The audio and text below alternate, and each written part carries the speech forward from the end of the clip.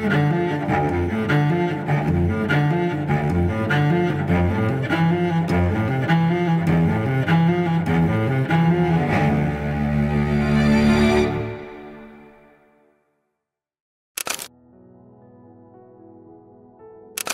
Bapak Ibu sekalian, kita bertemu kembali di dalam Terang Bagi Jalanku. Hari ini kita akan bersama-sama melanjutkan pembacaan kita dari kitab Kisah Para Rasul. Kita akan baca pasal 10 ayat 34 sampai dengan 48. Sebelumnya mari kita bersama-sama berdoa di hadapan Tuhan.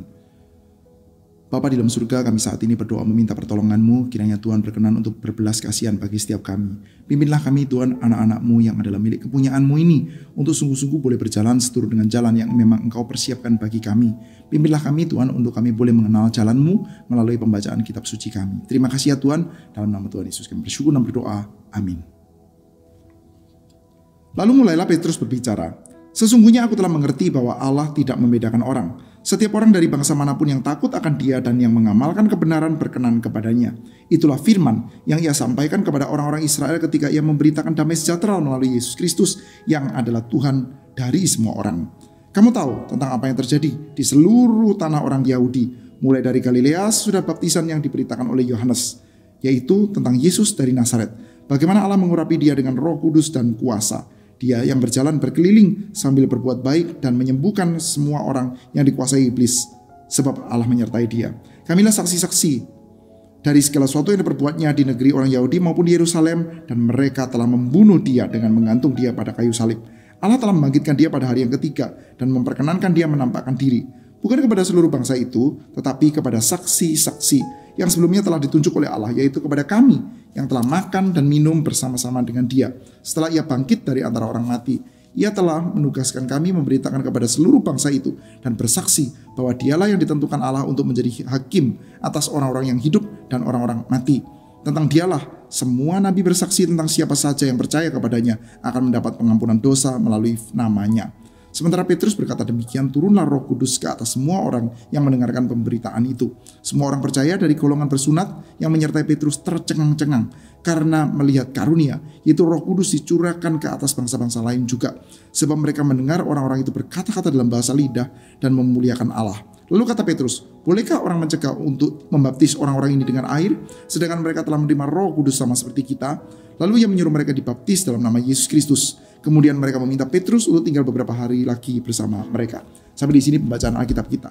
Saudara, ucapan Petrus yang kita baca ini adalah satu buah ucapan yang meresponi cerita yang diberikan oleh Cornelius. Jadi kita mengingat-ingat saudara bahwa Cornelius itu memberikan cerita tentang apa yang terjadi dengan dirinya dia, yaitu bahwa seorang malaikat berkata kepada dia saudara untuk menjemput Petrus. Sementara Petrus sendiri sudah mendapatkan penglihatan. Di dalam penglihatan itu seolah-olah saudara, di dalam garis yang paling awal kelihatannya Petrus seperti sedang mengalami pencobaan. Kita mengingat saudara bahwa di dalam bagian awal Injil Lukas kita mendapati Yesus Kristus juga sudah pernah mengalami pencobaan, yaitu ketika Dia itu berpuasa, Dia itu lapar. Lalu ada pencobaan untuk mengubah batu menjadi roti. Ada pencobaan yang menyatakan bahwa silakan dimakan sesuatu yang semestinya Yesus itu tidak makan, saudara. Karena apa? Karena Yesus Kristus nanti akan menjawab ya bahwa manusia itu hidup dari setiap firman yang keluar dari mulut Allah, bukan dari roti saja, saudara. Jadi saudara, Injil Lukas saudara pasal 4, Yesus dicobai untuk makan ketika Dia itu semestinya tidak makan. Bukan berarti makan tidak boleh, saudara, tetapi Dia itu dicobai untuk makan ketika semestinya tidak makan. Dan sekarang saudara, Petrus seperti kayak mengalami hal yang mirip. Dia lapar, dia mau makan, tetapi ada makanan yang tidak semestinya. Dan ada pencobaan, makanlah, makanlah. Begitu saudara, sampai diulang 3 kali, makanlah, makanlah. Nah saudara, bagi orang Yahudi yang taat seperti Petrus ini saudara, maka ini terlihat sebagai satu buah pencobaan saudara. Tetapi saudara, berkali-kali, 3 kali sudah ada ucapan, apa yang tidak diharapkan oleh Allah, apa yang dihalalkan oleh Allah, jangan dijadikan haram oleh kamu, jangan dinajiskan oleh kamu. Tuhan Allah tidak nyatakan najis, Tuhan Allah nyatakan tahir-tahir saja, kenapa kamu nyatakan najis? Sementara sudah di dalam benaknya Petrus sudah sebagai seorang Yahudi yang saleh sudah, dia tahu sudah bahwa beberapa binatang itu adalah binatang yang haram, yang tidak boleh dimakan sudah. Tetapi sudah setelah itu Petrus jalan, dia dijemput, lalu dia bertemu dengan Cornelius di Kaisarea sudah, dan setelah itu mendengarkan penjelasan dari Cornelius, maka Petrus sampai kepada satu buah kesimpulan. Ternyata memang tadi disuruh makan itu bukan merupakan pencobaan, tapi ini adalah satu buah breakthrough di dalam pemikiran bahwa sekarang dia mengetahui satu hal, bahwa Allah itu tidak punya favorit, Allah itu tidak membeda-bedakan orang.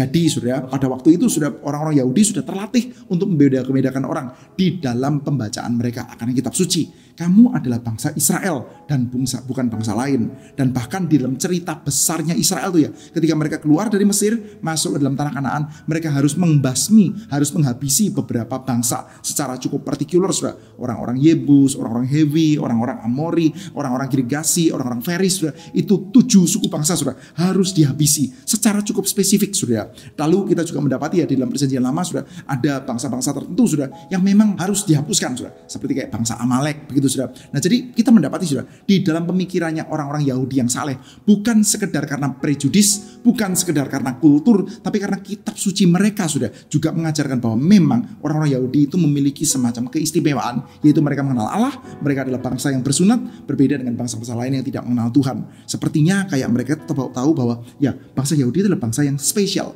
Tapi sudah setelah penglihatannya dari Petrus, dia diajak untuk melihat bahwa tidak ada loh ya yang najis. Tidak ada loh ya bangsa yang semestinya kamu pandang sebagai haram sehingga kamu tidak bisa sentuh dan kamu tidak bisa makan kalau di dalam versi binatang, saudara. Maka sekarang Petrus tahu satu hal, yaitu apa? Bahwa ternyata Allah itu tidak melakukan favoritisme. Allah itu tidak memandang muka, tidak mengutamakan yang satu lalu nomor 2 kan yang lain, saudara. Maka dia melanjutkan ceritanya dengan menceritakan tentang Yesus Kristus. Nah, ini kan unik, saudara ya. Berbicara tentang Yesus Kristus yang memberitakan Injil kepada orang-orang Yahudi itu justru menunjukkan kalau Allah itu tidak memandang muka. Nah, saudara, tanpa penglihatan-penglihatan yang dialami oleh Petrus yang dikonfirmasi oleh perkataan dari Cornelius, saudara, maka apa yang dilakukan oleh Yesus Kristus itu bisa dibaca secara sangat salah kan, saudara ya. Saudara, berapa banyak sih di antara kita ya yang pernah ya tahu bahwa orang-orang Kristen itu merasa bahwa dirinya itu adalah anak Tuhan, atau dalam sebetulnya itu kan pengertian yang benar ya, tapi merasa dirinya itu seperti kayak lebih spesial daripada yang lain.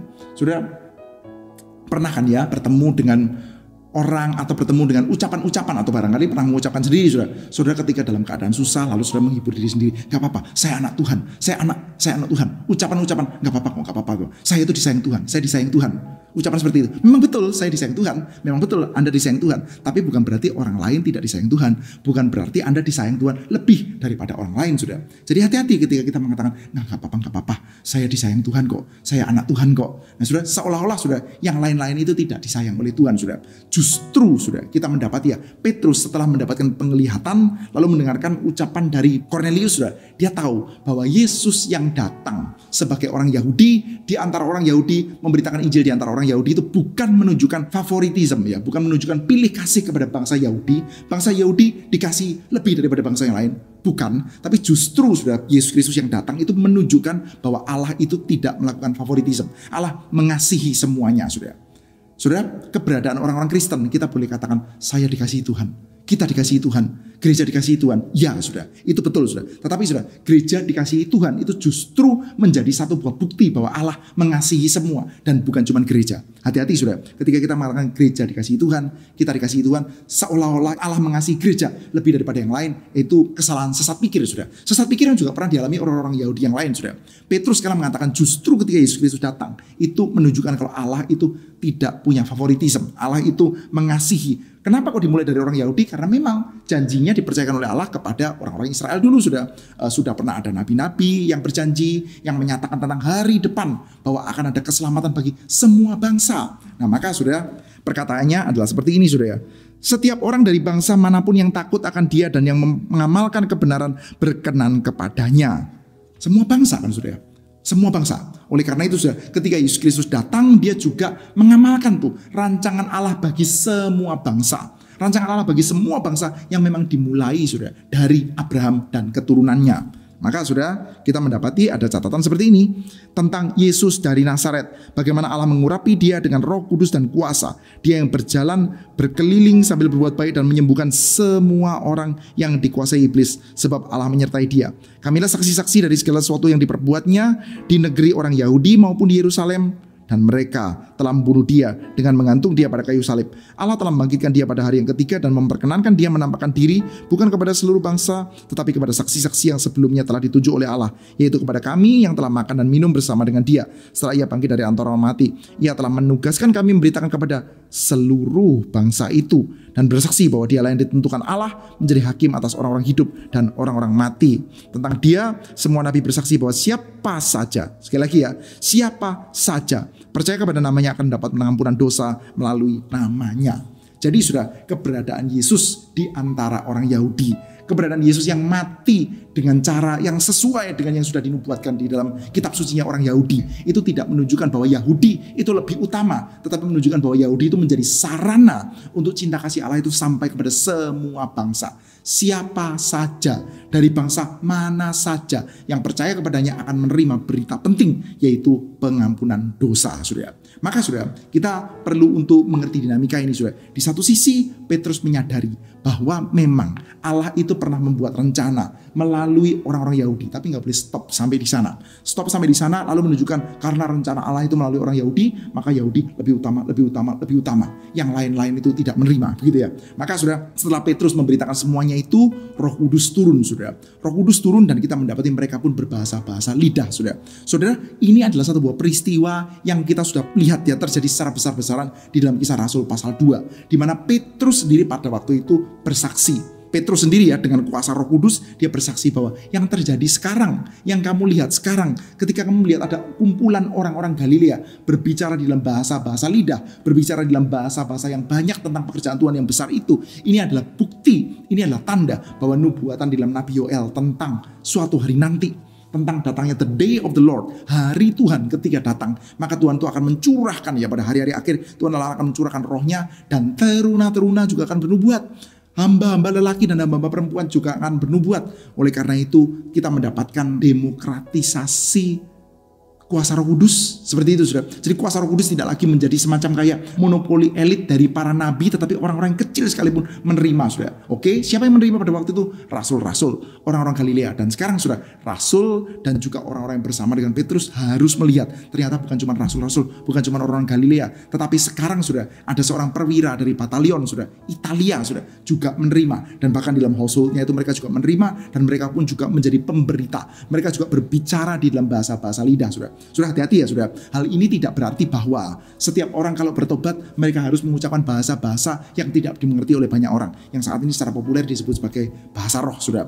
Bukan ya, saudara. Tetapi kita mendapati ya sampai dalam titik ini, saudara. Ini menjadi satu buah bagian yang secara hermeneutik ya, secara penafsiran itu dinyatakan oleh Lukas bahwa yang terjadi di sini adalah yang terjadi sama dengan di dalam Kisah Rasul pasal yang kedua, saudara. Yaitu ketika Roh Kudus bekerja, maka mereka menyaksikan, saudara. Dan saat ini pun Roh Kudus juga bekerja kepada bukan sekedar Gentiles, tapi kepada seorang Cornelius, saudara. Orang perwira ya dari batalion Italia, saudara. Kita mendapati ya dari semacam kayak elemen penting dari kekaisaran Romawi, saudara. Nah, itu pun menerima Roh Kudus, saudara. Jadi kita mendapati, saudara, di dalam bagian ini yang dinyatakan sekali lagi, saudara, bahwa Allah tidak memandang muka, Allah tidak punya favoritisme. Memang ada titiknya di mana Allah memakai orang-orang Yahudi, dan sekarang, saudara, masanya telah dibuka ya, di mana berkat Allah yang dinyatakan pertama dipercayakan kepada orang Yahudi itu harus disebarkan sampai ke ujung bumi, saudara. Maka itu dilakukan oleh Petrus dan dia pun melihat, saudara, bahwa Cornelius dan householdnya pun menerima Roh Kudus. Maka mereka pun dibaptiskan dalam nama Tuhan Yesus. Ya ini ya. Sebab mereka mendengar orang-orang itu pun berkata-kata dalam bahasa lidah dan memuliakan Allah. Lalu kata Petrus, bolehkah orang mencegah untuk membaptis orang-orang ini dengan air sedangkan mereka telah menerima Roh Kudus sama seperti kita? Lalu ia menyuruh mereka dibaptis dalam nama Yesus Kristus. Nah, saudara, dibaptis dalam nama Yesus Kristus itu muncul beberapa kali ya di dalam Kisah Para Rasul. Kita perlu untuk terus mengingat-ingat, saudara. Kenapa kok gereja sekarang membaptisnya tidak dalam nama Yesus Kristus? Ada sih gereja yang menyatakan seperti ini, saudara, formulasinya. Dalam nama Allah Bapa, Allah Anak, Allah Roh Kudus, yaitu Yesus Kristus. Ada yang punya seperti itu formulasinya. Lalu ada juga formulasi seperti ini. Dalam nama Allah Bapa, Allah Anak, Allah Roh Kudus, lalu setelah itu dalam nama Yesus Kristus. Nah, saudara, formulasi yang kedua ini adalah formulasi yang saya tebak, saudara ya. Itu diambil juga di dalam bagian-bagian kitab Kisah Para Rasul seperti ini. Jadi ada gereja yang merasa bahwa kitab suci kita itu menyuruh kita untuk membaptis dengan formulasi yang berbeda-beda. Kalau mau mengambil pengajaran dari Injil Matius, maka formulasinya adalah dalam nama Allah Bapa, Allah Anak, Allah Roh Kudus. Karena di dalam akhir Injil Matius kan seperti itu. Kalau diambil dari kitab Kisah Para Rasul, maka formulasinya dibaptiskan dalam nama Yesus Kristus. Ini ya, yang menyuruh mereka dibaptis dalam nama Yesus Kristus. Oleh karena itu ada gereja tertentu yang akhirnya memasukkan dua-duanya dalam nama Allah Bapa, Allah Anak, Allah Roh Kudus. Setelah itu koma atau titik, bawahnya ada lagi dalam nama Yesus Kristus. Diambil. Matius, ya iya diambil. Kisah Para Rasul, ya iya diambil. Dua-duanya menyuruh formulasi yang berbeda. Ya sudah, diambil saja dua-duanya. Lalu ada juga gereja-gereja yang keliru menafsirkan Allah Tritunggal, yaitu mengatakan Allah Bapa, Allah Anak, Allah Roh Kudus, yaitu Yesus Kristus. Nah, itu menjadi bidat, sudah ya. Menjadi modalisme. Bapa, Anak, Roh Kudus, yaitu Yesus Kristus. Berarti Bapa ya Yesus Kristus, Anak ya Yesus Kristus, Roh Kudus ya Yesus Kristus. Itu adalah satu buah pengajaran bidat, sudah. Tetapi kalau ada gereja yang menyatakan dalam nama Allah Bapa, Allah Anak, Allah Roh Kudus, udah ya titik. Setelah itu dalam nama Yesus Kristus, itu tidak bidat, sudah. Karena mereka tetap tahu distingsinya antara Bapa, Anak, dan Roh Kudus. Lalu dalam nama Yesus Kristus mengambil dari kitab Kisah Para Rasul ini, sudah. Tetapi sudah, gereja Reform Injili sudah memilih untuk tidak memasukkan dalam nama Yesus Kristus. Loh, kenapa, sudah? Apakah itu bertentangan dengan Kisah Rasul pasal 10? Tidak, sudah. Nah, kalau tidak bertentangan, ini faktanya ada penyataannya kok. Ia menyuruh mereka dibaptis dalam nama Yesus Kristus. Faktanya disuruh baptis dalam nama Yesus Kristus kok. Terus gimana? Lebih cocok kalau seharusnya lengkap ya. Di dalam Injil Matius pasal 28, baptislah mereka dalam nama Bapa dan Anak dan Roh Kudus. Dalam nama Allah, Bapa dan Anak dan Roh Kudus. Nah, jelas tuh formulasinya. Allah Tritunggal. Di sini juga formulasi jelas dalam nama Yesus Kristus. Nah, ini kita mesti melakukan pembedaan, sudah. Di dalam bagian yang kita baca ini, sudah. Dibaptis dalam nama Yesus Kristus ya. Dibaptis dalam nama Yesus Kristus itu artinya tidak sama dengan formulasi baptisan. Jadi apa artinya dibaptis dalam nama Yesus Kristus? Artinya adalah kamu menjadi pengikut Yesus. Dibaptis dalam nama Yesus Kristus artinya oke, sekarang kamu resmi. Kamu dibaptiskan, kamu resmi menerima Roh Kudus, kamu percaya Yesus Kristus, kamu resmi menjadi pengikutnya Yesus Kristus. Tetapi tidak lagi berbicara formulasi baptisan. Matius pasal 28 itu berbicara tentang formulasi baptisan. Baptiskanlah mereka, ya jelas ya sebelumnya ya. Hendaklah mereka semua engkau muridkan menjadi muridku. Jadikanlah semua bangsa muridku, pemuritannya kepada Yesus Kristus. Tapi formulasi baptisannya Bapa, Anak, Roh Kudus. Maka kita sudah melakukan baptisan dengan formulasi dalam nama Allah Bapa, Allah Anak, Allah Roh Kudus. Tetapi sudah kalau ada gereja yang akhirnya menganggap ya, menafsirkan Kisah Rasul pasal 10 ini sebagai formulasi baptisan, lalu memasukkan dua-duanya, ya masih oke loh sudah. Asal jangan pakai kata ya itu, sudah. Nah, tapi dari sini kita bisa melihat, sudah, kenapa kok kita tidak perlu jatuh kepada kebingungan. Harusnya formulasi baptisannya seperti apa sih? Bapa, Anak, Roh Kudus, atau Yesus Kristus saja, sudah. Nah, itu kita tidak usah bingung, sudah. Karena dalam bagian yang kita baca ini, kita juga bisa menafsirkan sebetulnya bukan lagi berbicara tentang formula. Formulanya Allah Tritunggal, Bapa, Anak, Roh Kudus. Tetapi dalam bagian ini, baptis dalam nama Yesus artinya adalah menjadi para pengikut Yesus, saudara. Baik, saudara. Sekarang kita melihat ya, penekanan utama dalam bagian kita baca adalah kita melihat bahwa Allah itu merancangkan gereja yang oke. Allah beserta dengan gereja, Allah mengasihi gereja. Tapi Allah mengasihi gereja, Allah beserta gereja. Itu artinya adalah Allah mengasihi dunia. Allah memanggil gereja untuk menjadi berkat bagi dunia. Seperti halnya Allah mengasihi Yesus Kristus dan Allah mengasihi gereja, mengasihi orang-orang Israel mula-mula untuk apa? Untuk mereka itu menjadi berkat bagi semua bangsa. Jadi fakta bahwa Yesus lahir sebagai orang Yahudi, lalu memberitakan Injil di antara orang-orang Yahudi di sekitaran Yudea dan Galilea dan juga nantinya sampai ke Yerusalem, itu bukan menunjukkan favoritnya Allah kepada kaum Yahudi saja, tapi menunjukkan bahwa itu adalah jalur yang ditempuh untuk menyatakan cinta kasih Allah kepada semuanya. Demikian juga kalau saat ini kita mempercayai gereja itu diberkati Allah, disertai Allah, ada kehadiran Allah, itu bukan berarti bahwa gereja harus stand out di antara yang lain, tapi justru gereja itu keberadaannya menyatakan bahwa Allah mengasihi semua bangsa, saudara. Panggilan dari gereja adalah untuk menjadi saksi. Baik, rekan-rekan sekalian, hari ini saya mengajak kita untuk mendoakan satu buah pokok doa, yaitu bahwa kita meminta kiranya Tuhan menyadarkan kita bahwa kita memang adalah gereja yang adalah orang-orang yang dikasihi oleh Tuhan, dan oleh karena itu kita juga dipanggil untuk menjadi saksi bagi segala bangsa. Baik, rekan-rekan sekalian, kita bertemu kembali di dalam Terang Bagi Jalanku episode selanjutnya. Tuhan memberkati setiap kita. Terpujilah Tuhan.